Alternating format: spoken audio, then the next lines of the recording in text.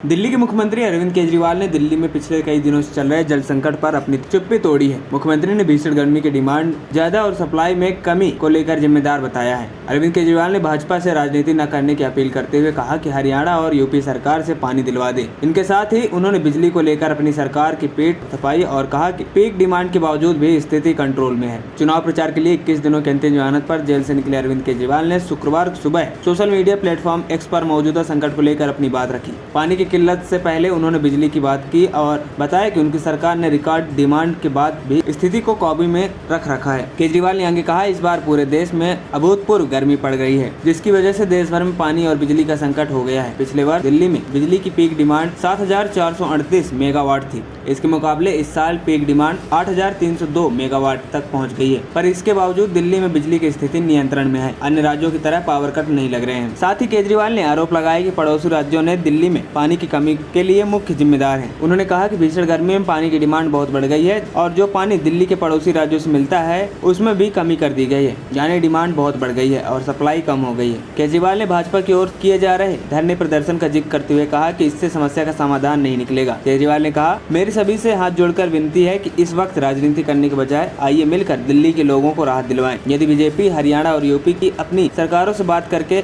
1 महीने के लिए दिल्ली को कुछ पानी दिलवा दे तो दिल्ली वाले बीजेपी के इस कदम की खूब सराहना करेंगे। इतनी भीषण गर्मी किसी के हाथ की बात नहीं है, लेकिन हम सब मिलकर काम करें तो लोगों को इससे राहत दिलवा सकते हैं। ANP टाइम्स की रिपोर्ट।